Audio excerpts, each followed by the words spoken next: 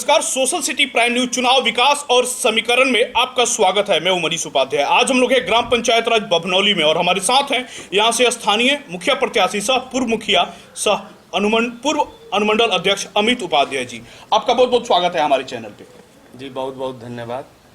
पहला सवाल होगा, मुख्यमंत्री 7 निश्चय योजना जो कि पूरे बिहार के लिए एक बहुत ही महत्वाकांक्षी योजना माना जाता है, इसको कितना सफल मानते हैं आप? देखिए, मुख्यमंत्री जी का ये सपना था 7 निश्चय योजना, नली गली, हर घर घर को पेयजल, लेकिन मेरे यहाँ धरातल पर ये योजना भ्रष्टाचार का पर्याय बन गई है। जहाँ काम हुआ है वहाँ एक आध महीना के बाद टंकी ब्लास्ट कर जाता है, लोगों को 10-10, 20-20 दिन तक पानी की सप्लाई नहीं होती है।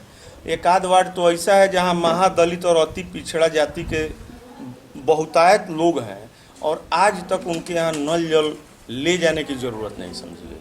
आपके पंचायत में टोटल कितने वार्ड हैं? कितने वार्ड ऐसे हैं जहां की जनता नल जल योजना का लाभ ले रही है और कितने वार्ड अभी भी इस योजना से वंचित है? मितता हुई है, सुविधा लोगों तक पहुंच नहीं रही है। लेकिन मेरे यहाँ टिकुलियाँ एक गांव है जहां मतलब महादलित, अति पिछड़ा, इन लोगों की जो बस्ती है, बाकी जगह नल जल का काम करके इन लोगों को उससे वंचित कर दिया गया है। वहाँ बिल्कुल ही काम नहीं हुआ। सड़क की क्या स्थिति आपके पंचायत में? सड़क की स्थिति ये है कि बरसात में भगवान भरोसे सबको निकलना है। काम का जब मौका आया है विगत 10 वर्षों में, तो केवल उसमें ज़्यादा से ज़्यादा लाभ कमाने के लिए नहर के पटरी पर पीसीसी कराया गया है, पोखरा के किनारे पीसीसी कराया गया है। लेकिन जहाँ बहुत ज़्यादा घनी आबादी है, जैसे बभनौली का एक 9 नंबर वार्ड है, दोनों तरफ बहुत घनी आबादी है, लेकिन वहाँ महिलाओं को, बच्चों को निकलने के लिए अब किस हालत का सामना करना पड़ रहा है, यह आप भी जाके देख सकते हैं वहाँ। तो केवल इस कारण से कि आबादी के बीच में अगर काम किया जाएगा तो लोग गुणवत्ता परखेंगे, लोग काम बढ़िया खोजेंगे। इसके वजह से उस पैसे का 100% दुरुपयोग किया गया है नहर और पोखरा के इर्द गिर्द, जहाँ कोई आबादी नहीं है, जहाँ कोई रोकने टोकने वाला नहीं है, और गाँव की स्थिति नरक से भी बदतर है। आपके कार्यकाल में, जब आपका जो कार्यकाल था वो कब से कब तक का था? मेरा कार्यकाल 2001 से शुरू हुआ था और 2011 तक हम यहाँ मुखिया रहे। लगभग 2 टर्म आप यहाँ मुखिया रह चुके? जी 2 टर्म रहे। और 2 बार से मुखिया कोई और है यहाँ? हाँ, 2 बार से दूसरा कोई है। आपके कार्यकाल में और अभी के कार्यकाल में क्या अंतर पाया जा रहा है? क्योंकि अभी तो बहुत सारी फंडिंग भी हो रही है, पहले इतनी फंडिंग भी नहीं थी, तो क्या अंतर आ रहा है दोनों में? देखिए, हम लोग के कार्यकाल में एक बेसिक काम है ग्राम पंचायत में मनरेगा, जिसमें सरकार की सोच है कि हर गरीब तक जीने का कुछ न कुछ उपाय किया जाए, मजदूरी का कुछ न कुछ उपाय किया जाए। हमारे अंतिम कार्यकाल तक बहुत ही सीमित पैसा आता था इस योजना में।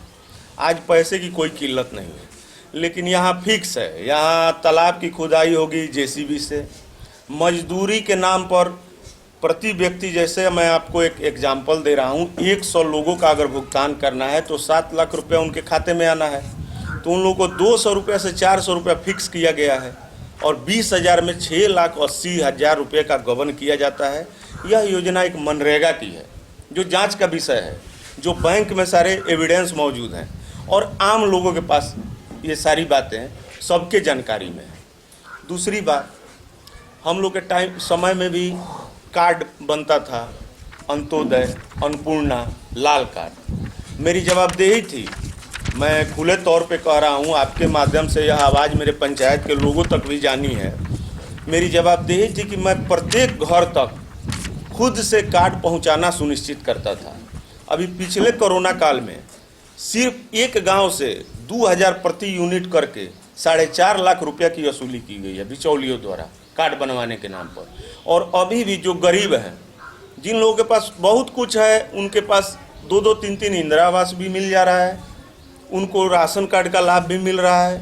लेकिन जो विधवा है, जो लाचार है, जो समाज की सबसे कमज़ोर कड़ी है, वह आज भी रो रही है कि नहीं, हम लोग को राशन नहीं है, हम लोग को खाने का नहीं है, हम लोग को कार्ड नहीं है। चूँकि 2,000 रुपया जुटाना उसके लिए मुश्किल है।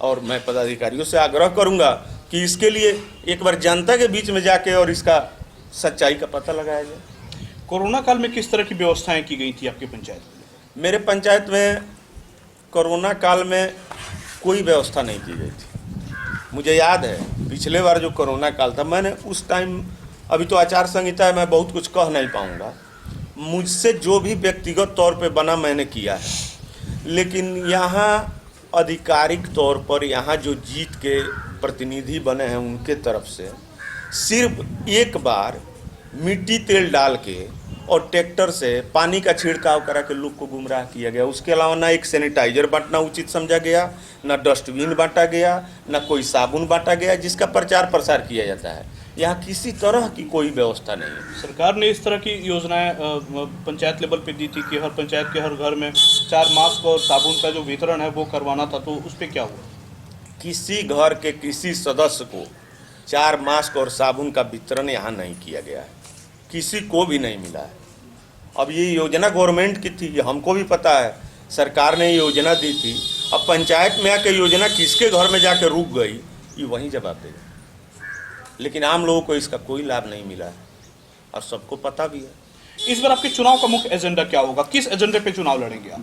सबसे पहले तो हम मेरे 2011 के कार्यकाल खत्म होने के बाद यहाँ जो चरम पर भ्रष्टाचार है, यहाँ हर चीज़ का जो रेट फिक्स कर दिया गया है, यहाँ जो 30-30 हज़ार में इंदिरा आवास का आवंटन हो रहा है, सबसे पहले तो मैं वैसे लोगों को चिन्हित करूँगा जिन लोगों ने गरीब का, आम जनता का शोषण किया है, और मैं कोशिश करूँगा कि उनके खिलाफ मैं पुख्ता सबूत जुटाकर और उचित कानूनी कार्रवाई कराऊँ।